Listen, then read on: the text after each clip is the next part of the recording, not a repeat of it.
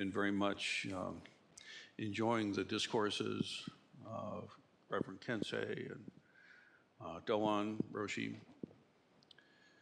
We're really making an effort to have the talks be related so that there's a thread that gets pulled. Yeah, hacker's code. Kensei just gave her notes to Doan. And then I was bequested with Kensei and Doan's notes. And so I feel like, gosh, there's nothing I need to say. It's all there. And yet I'm scheduled to say something. And guess what I've learned? When asked, my practice is yes. My practice is yes. And so the schedule holds me, too. I'm no different from anyone else, not in the least, not really.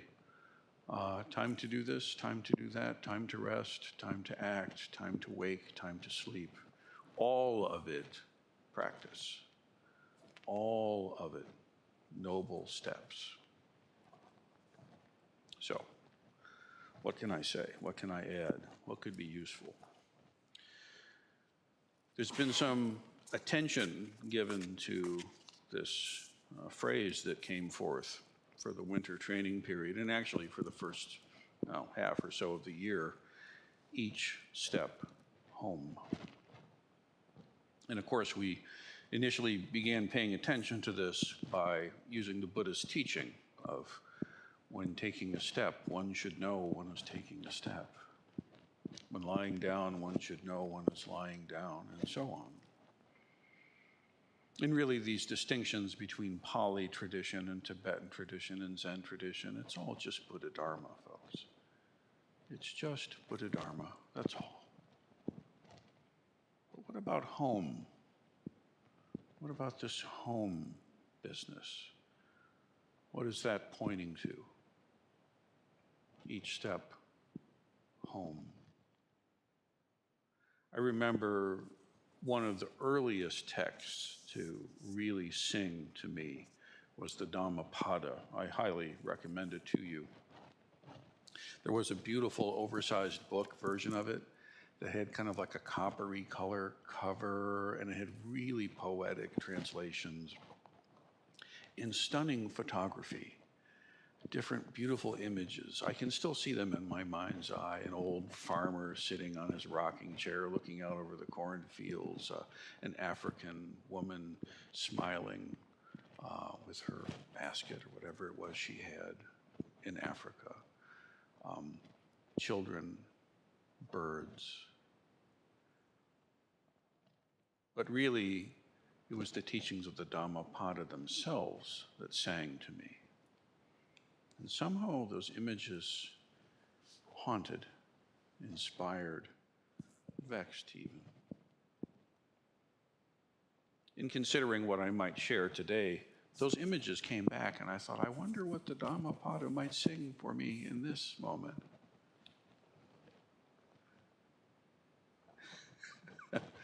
The Buddha in the Dhammapada, as it said, through many a birth, I wandered in samsara,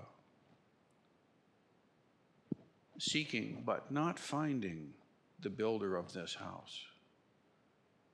Painful is repeated birth.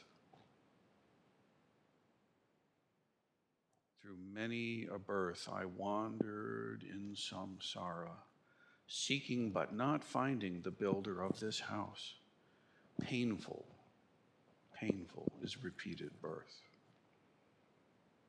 But now, O house builder, you are seen. You will not build this house again. All your rafters are broken, and the ridgepole itself is shattered. My mind has attained the unconditioned. Achieved is the end of craving. House builder, you are seen. You will not build this house again. all your rafters are broken, and the ridgepole itself is shattered. My mind has attained the unconditioned, achieved. It's the end of craving. What is this house? What is this home builder? What is the shattering of home? Isn't every step home? What's going on here?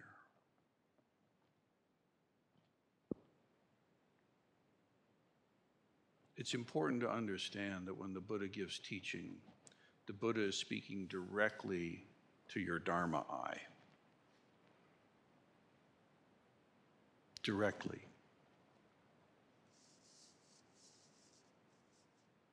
Through many a birth, I wandered in samsara. Samsara, suffering. Many a birth. What birth is this?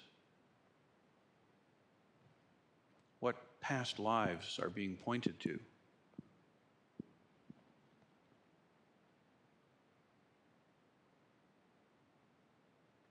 How, bhikkhus, it was brought to our attention, does one not revive the past?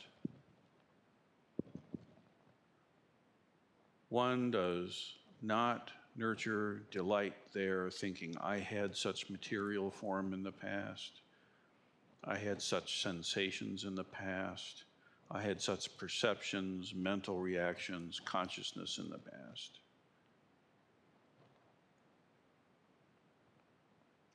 These past lives, maybe you're fifth grade.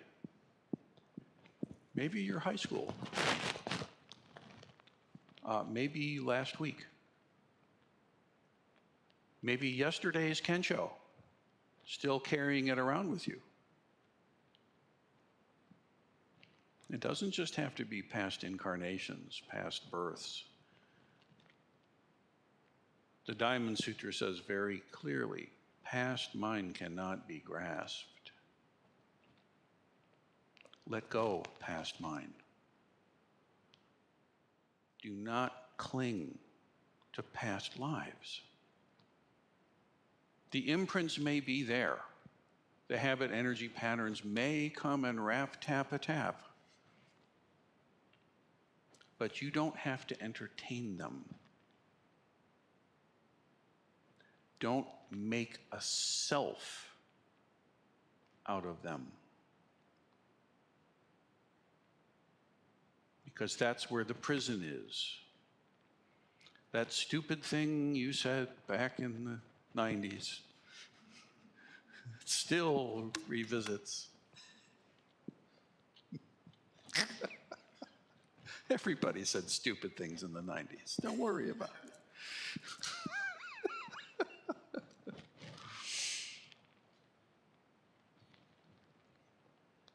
But to say nothing of the 70s.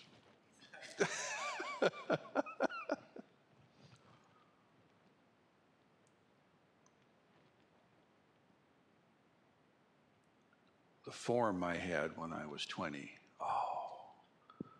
I was so athletic. You have no idea. I really was. I could flip, flop, and fly. I was a walking god. I was. I took ukemi from Bill Gleason sensei every day. The fear of falling was transformed into the joy of flight. It was delicious. But wait, today, I don't take ukemi from sensei like that anymore. It would be unwise for me to try.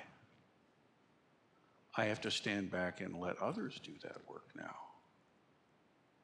What does that mean? What does that mean? Am I diminished? Is this regrettable? Is this a mistake? What happened here? If I had trained correctly, would I still today be?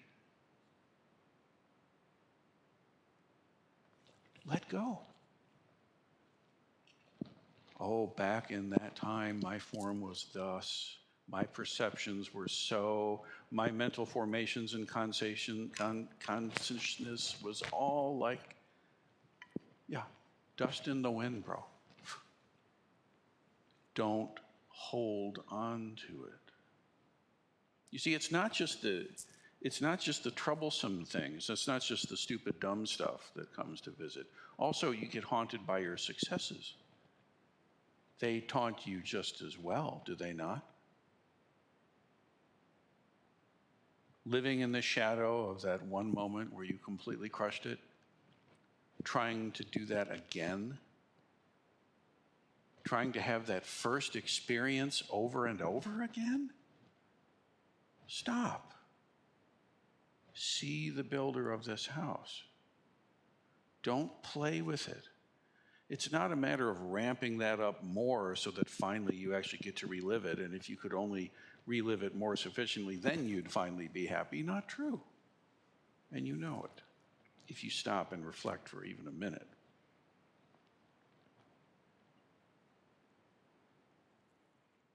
Past lives.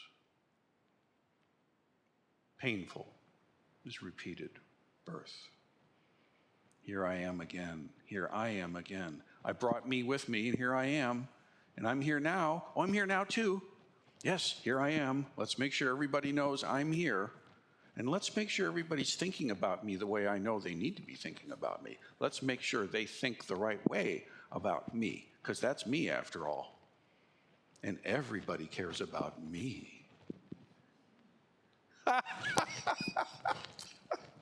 Newsflash, nobody cares. And you shouldn't either. And I mean care, anxiety, worry. I have to protect this self. I have to nurture it. I have to buff it up and make sure everybody thinks of it the right way now. And most of all, I have to. Stop it. Just stop. Again, this is building. This is future. This is present trap. It's not enough really to just be present. Being here now is not sufficient, folks. You can be here in a prison now. You can be here wrapping yourself in suffering right now. Is it enough to just be here now? No, it is not. You must realize home. You can be trapped in the present. Yes, you can. Quite handily. You demonstrate it to me often. You're damn near virtuosic at it. It's astonishing how good you are. Congratulations. You practice it perfect. Now it's perfect, and now you can produce this suffering in this moment over and over and over again.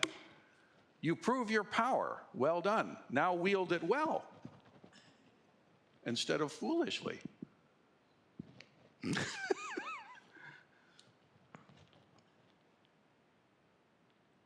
Really, this business of what the West calls meditation and stuff, we don't generally get it. There really is no app for this. It's not just relax your body and breathe and be in the moment. I mean, that beats many alternatives on offer, I agree, but that's not going to come to awakening. See, once you understand the rafters and the builder of the house, it's a whole different thing.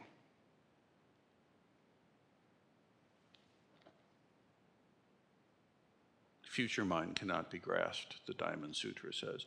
Well, you can also obsess about the future. Well, in the future, my form will be like this. My perceptions will be like that. My consciousness will be thus. When I finally finish my formal training, I'm going to just be amazing. Whoa. I'll show Mom. Mom will not be impressed. Nor should she. My father had a very, very dear friend, who's I considered a friend also, very successful by worldly measure. In fact, extremely successful by worldly measure. And he was very proud of the fact that he was always future-oriented.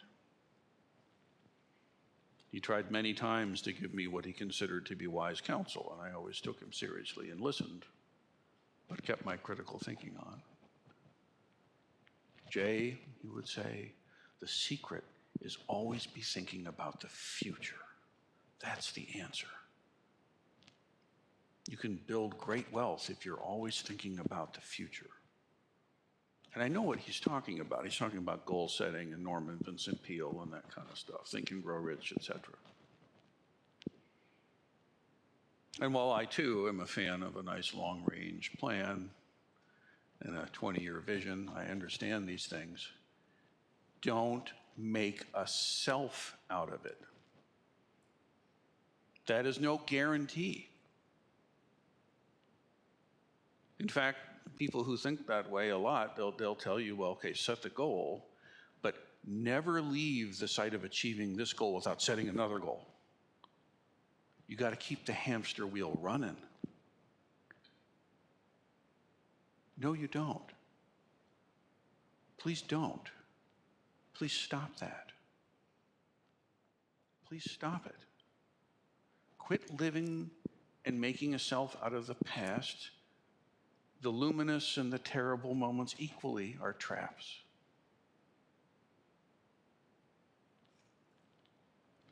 Don't spend your present moment reifying yourself. You easily can, often do. And again, it's not just by thinking how amazing you are, it's also by taking this precious present moment, human life, and rehearsing what a schmo you've been. Please stop it. I understand the karmic habit energy pattern will be there, but you do not have to play with it. No, you don't. I understand that you cannot control what rises in the mind stream. If you think you can do that, please remove this delusion from yourself. It's not possible. If I tell you to think of a musician, you have no control over what musician pops into your mind. If I tell you to think of a president of the United States, of course Ulysses S. Grant comes right to mind. Who else? What? Oh, wait, not for you. You can't control what dream will arrive. You can't control what thoughts bubble through the mind stream as you sit there in Zazen, can you? What you can work with is how you relate to them. That, if we have volition, there it plays. And if you don't, act as though you do. Okay? That's where the work can happen. You regale yourself with tales of your victories. You mortify yourself with tales of your shame and sin. Just stop playing it.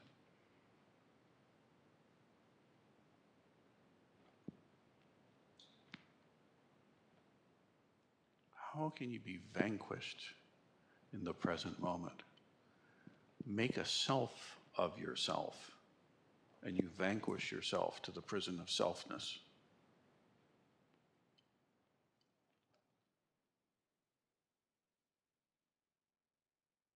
Through many a birth, I wandered in samsara. You're born countless times every millisecond.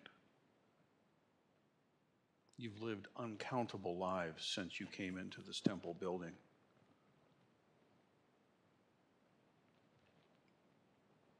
And before you were born in this body. So the teachings say quite clearly. Seeking, the Buddha goes on, but not finding the builder of this prison.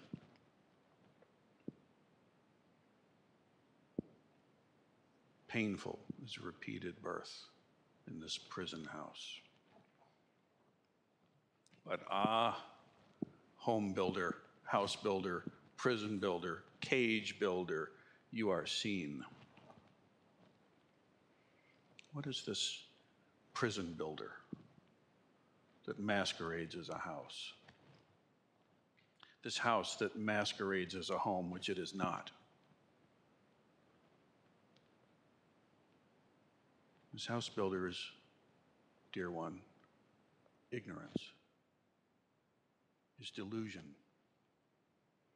And based on that ignorance and delusion of not seeing the nature of reality clearly, craving comes. Craving, clinging, thirst, unquenchable thirst.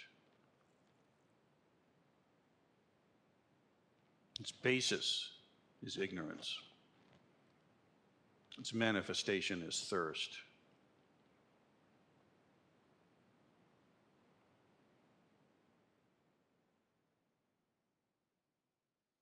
The Lankavatara teaches appearance comes. Some form arises in mind stream. Some form comes forth.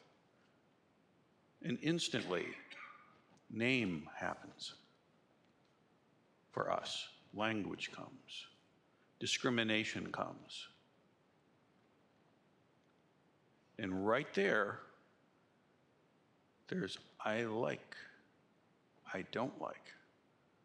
We crave and desire to connect with that which we wish to connect with. We crave and desire to not be connected with that with which we wish we were not connected with.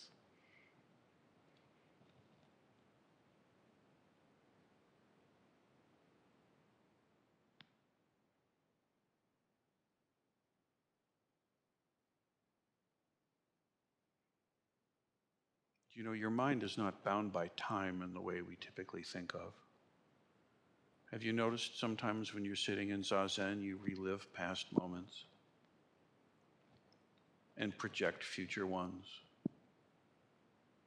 and even cling to the present one? Have you noticed? Have you seen yet? You must become exquisitely still, and your mind must stay open and untethered. You can learn, if you can feel into your own awareness with such sensitivity, and you can do this, that you do not allow the mind stream to collapse and collect and cling. Neither do you allow it to push away and be reviled and rebuke and distance. Neither do you allow it to simply just fall asleep and stop paying attention.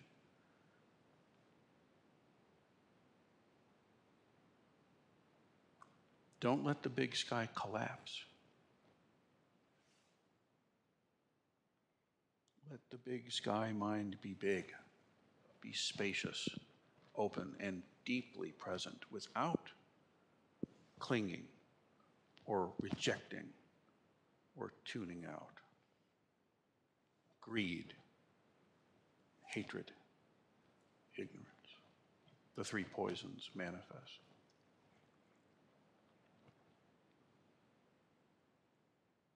Instead, let your awareness simply be awake.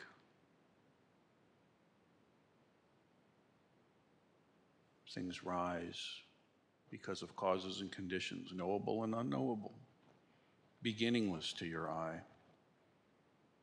suddenly there. And then notice, stay awake, they fade. And something else bubbles up again. None of which is you. None of which is a self. None of which is a permanent, fixed you. But in that moment of perception, you think it is you. You act as though it is. You'll die for it. Worse, you'll kill others for it.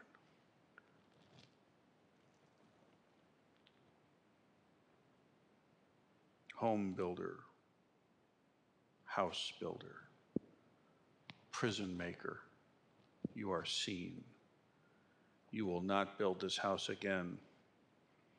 The rafters are broken. The ridgepole is shattered. What is this talking about? This is the support, this is the internal support structures of this prison.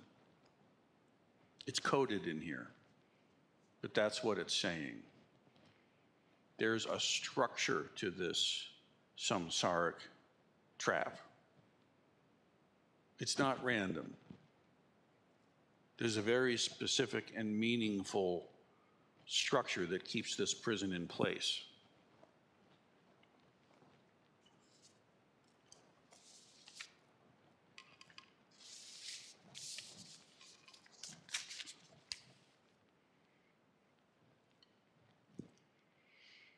The Heart Sutra says, no eye, ear, nose, tongue, body, mind. Why bother with such things? These are the rafters. This is the support system. This is the structure of the prison. And it keeps going. Many of us have been working with sights and sounds and so on. It's important business. This business of really coming to your senses and really awakening them and really awakening yourself. Self, self, self. Awakening from self. Because you see this pattern of attraction and repulsion and checking out, this greed, anger, ignorance, it operates at every level. It's not just like the big, most people when you hear that, you think, well, I am being greedy, or I am being angry, or I don't understand reality. And you take this big composite self to be the subject of this mistake, and you seek to correct it. But I tell you this, you have to correct it at the smallest level first. You have to do an intervention at each step. Each step, you can unhook these tethers. You can do this. Yes, you can. Just as example, I bring forth sight. Lankavatara is very clear. There's the organ of perception, the object of perception, and the consciousness of that perception. So the eyeball, not eye, eyeball, the organ, the object of sight, whatever it is, the hand, say, and the I mind. When those three things happen, experience occurs. That's what it takes for us to have an experience. And that experience of, in this case, seeing something, this sight sense experience itself is just a direct cognition. And that experience gets kind of sent up to headquarters for adjudication. So this little algorithmic triangle of sight, organ, sight, object, and sight sense is feeding this constant drip of sights in this case.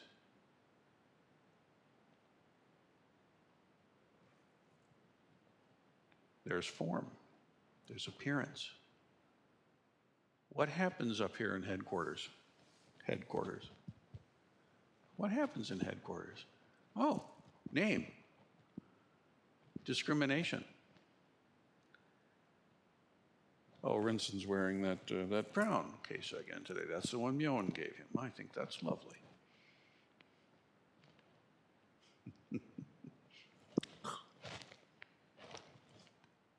You're right on the hook.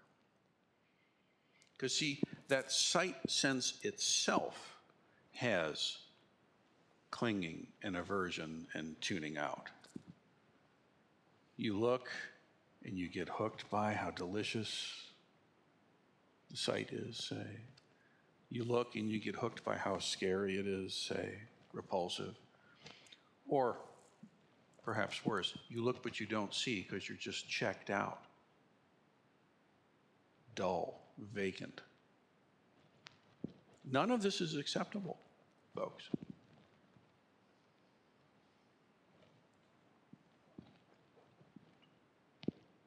Instead, train your visual sense to stay awake and open but non-creating. Cease creating.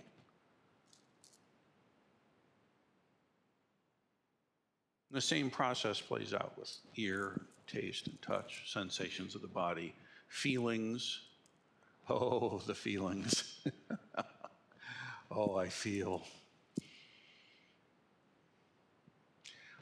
great devotion and love for the Dharma, and I feel such gratitude for the teachings, and I feel so wonderful. Lovely. Let's give it a minute. I feel you're being unfair to me, and I feel this Dharma sucks, and I feel like I don't want to be here anymore. Oh, well, give it a minute.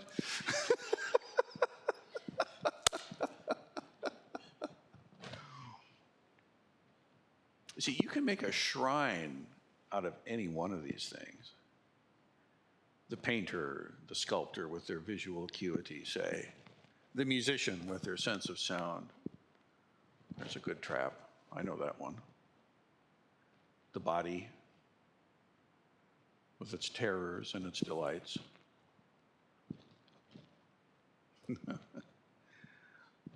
Oh, the feelings. That one today has got a lot of traction.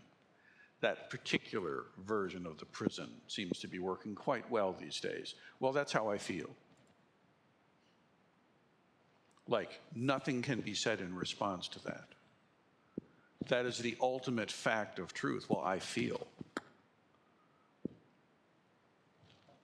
Not only does that not constitute a rational argument, it does not. I'm still waiting for your point. But worse than that, it does not constitute a self. It doesn't. Any more than the sound of that air duct thing. What is that? It's a sound that's coming in through the ears and the little wavy things that move, and it gets... I don't like it. It's irritating to me. Do you see what just happened? I don't like it. It's irritating to me. That's the trap. So go away.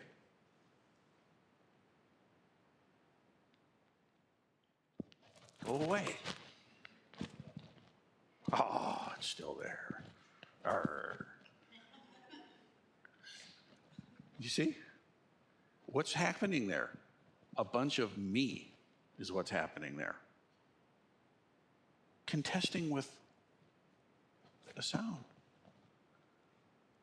Okay, well, you can get that together.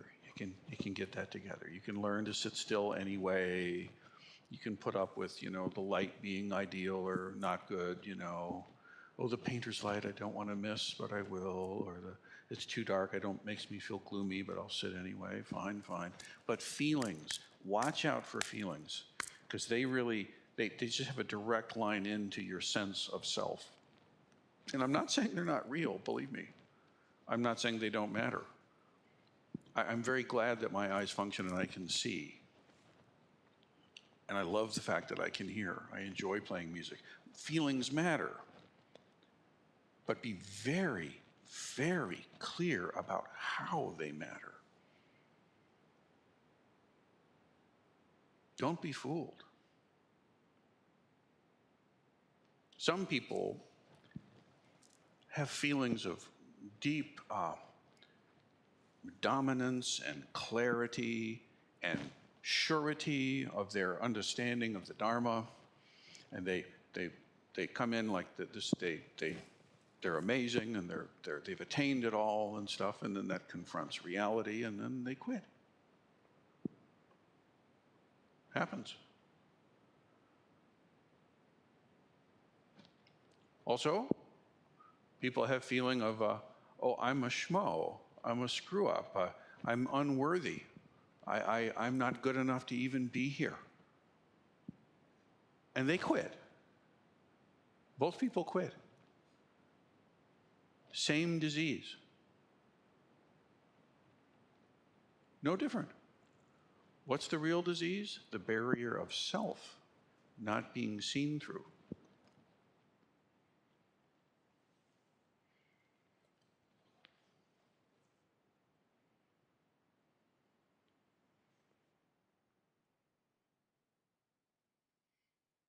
You will not build this house again. The house, by the way, itself is, the rafters, I suppose you could say, is, eye, ear, nose, tongue, body, mind. Mind includes feelings and thinking. But above that is called manas, the sense of self. That's what we think of, what we experience really is the seer and the hearer and the thinker and the feeler of the pain in the knee. The one who's kind of in command central up here in headquarters. That's the real prison. And it's supported by all these sense gates acting all the time. And because of our ignorance, we have cravings. So we like this and we dislike that. Which in and of itself, I understand, but you have to see it correctly. Don't misunderstand these teachings. To set what one likes against what one dislikes is the disease of the mind, says the third patriarch. The great way is not difficult, it simply avoids picking and choosing. Don't do the idiot misreading of this and say, well, I'll just close my eyes and walk because I'm not going to choose. Oh, see, I walked into a wall. This isn't true. No. Well, that's not true, correct. But what it's saying is this setting like against dislike, not uncritically examined, let's say. This is what fuels this prison. You see, every organism has a duty to take in nutrients and excrete wastes. You have to know the difference. Duh. That's not what this is talking about. It's talking about the inner workings of your samsaric existence.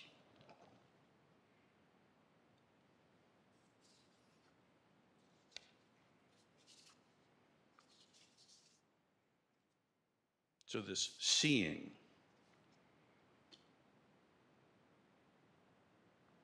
oh, prison builder, you are seen. What is this seeing?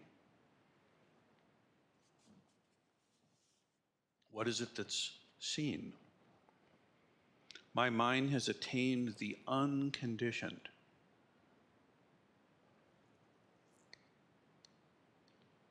The unconditioned. My mind has attained the non-abiding. My mind, the Buddha says, has attained clear light. My mind has attained luminous, self-aware, blissful emptiness. My mind has attained big sky wisdom mind. Tathagata Garbha. Suchness, thusness. Buddha nature, in short. But this Buddha nature is not an object of perception for the divided mind consciousnesses. This is very important to understand. Eye, ear, nose, tongue, body, mind, sense of self, and storehouse consciousness are not capable of perceiving Buddha nature. Buddha nature is not an object of perception. Not initially. When the Buddha says, I see the unconditioned, it's not a thing out there that you see like this. Rather, your Dharma eye realizes and actualizes prajna, prajna paramita. The perfection of wisdom is your intuitive Dharma eye realizing your true nature. It doesn't see it as an object. Seeing an object may tip you into it. Hearing sounds may tip you into it. Smelling smells, tasting tastes, feeling your body. Why do these Zen teachers of old enjoy smacking their students so much? I know why. But actually, no. Wake up.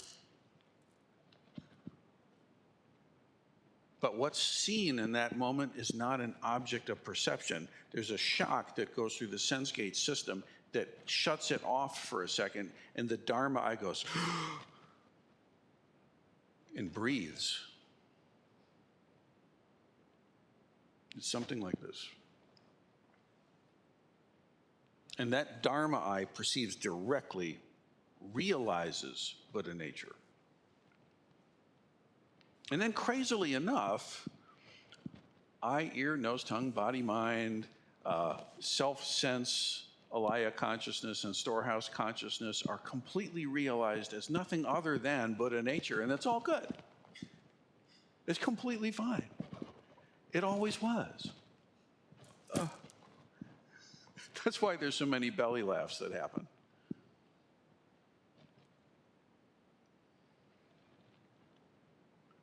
You see, this unconditioned, this unborn, this true nature is absolutely every one of us. It's absolutely every aspect of yourself, even that dumb thing you said in the 90s. That's it too, turns out. Dude.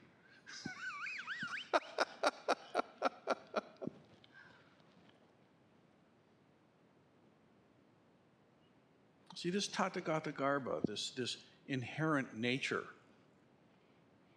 it's like, look, you've got a liver, hopefully. You've got kidneys and a spleen and a gallbladder and lungs, hopefully. A heart, presumably. Intestines,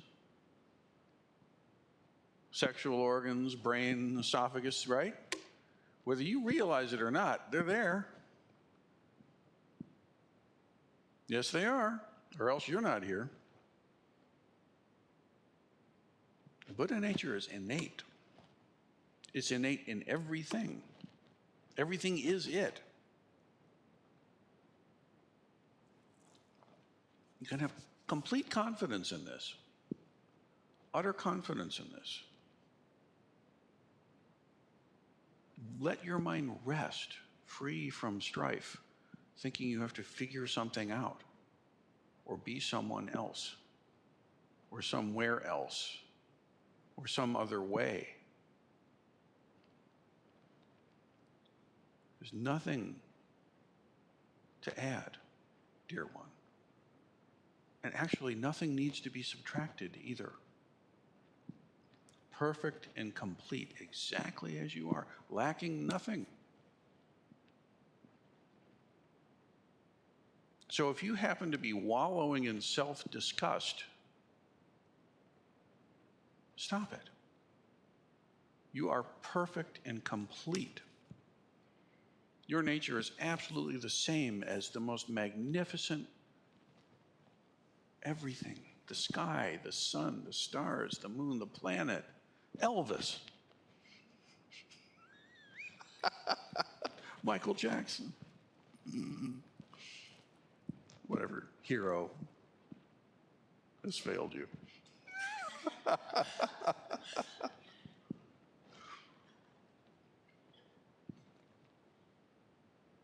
That self-disgust thing, be careful. Don't play with it. Recognizing something that was not super smooth. Feeling the pinch. All right, I'm not going to do that again. This is all good. This is, in fact, necessary. No one sidesteps that. But that's not self-disgust. That's simply pain plus reflection equaling development and growth. That's all. Don't make a self with this disappointment of yours. That's a far worse sin than whatever it is you think you did. I promise. And also, if you feel like you've got the Dharma in hand and everybody should know it, watch out. You got nothing on anyone. What? You're more alive than the person next to you? You're more human? You're somehow more imbued with the cosmic reality than that tree? I don't think so. Drop the arrogance. Cut it out. And that's not the same thing, by the way, as filling your seat. You have to fill your seat, but that's not being arrogant. Tathagata Garbha, the womb of thusness, everything is it. You have no corner on any market. Stop it. Nothing special is the message here, and yet incredibly precious, exquisitely unique. Also the message.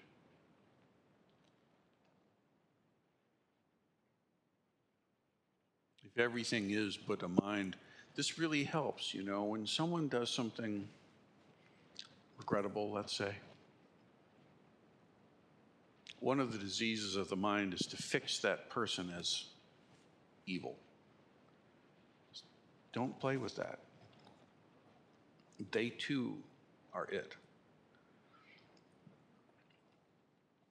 Yes, the action that happened was not acceptable. Yes, there are consequences to this. But don't make a thing out of them being evil and you being righteous, or any combination thereof. You see the pattern here.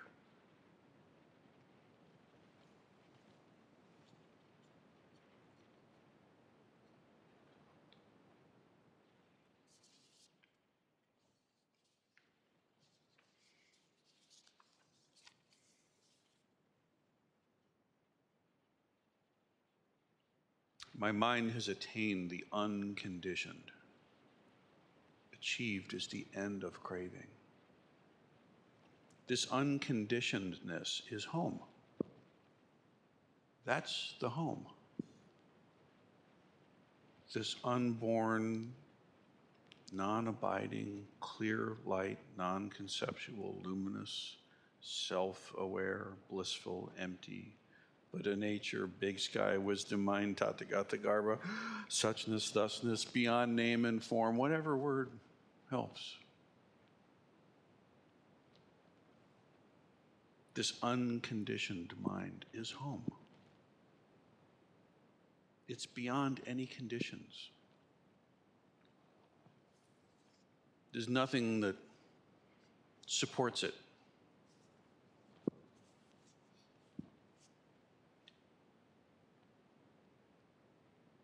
And yet, this step is not that step. And that step follows this step. And this step leads to the next step. So step, step, step, step. Home, unconditioned, non-abiding, unborn, no self. And step carefully. Because this step will have consequences that leads to the next step. This step follows from the prior. Do you see? And then this step has to. Each step. Home. Well, wait, if I take a step, I'm moving. Isn't home this fixed thing? No, the true home is not. The true home, the true refuge is the unconditioned, the unborn. And each step is it.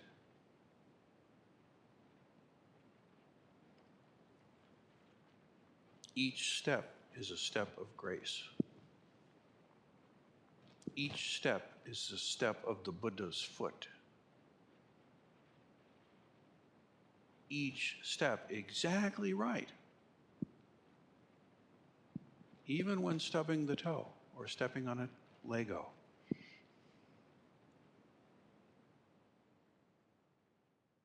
So this home, this prison that the Buddha unpacks, it's a prison. Mistaking a false home, a false house for the true home is the delusion. Don't be fooled. Do not be fooled.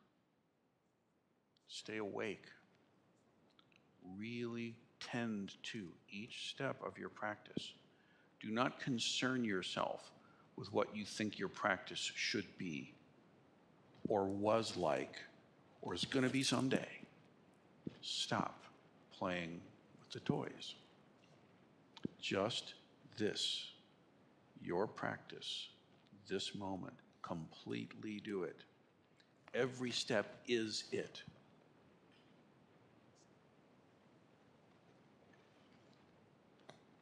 Every step, a step of grace. For the sake of all beings, may we realize each step as home. May it be so.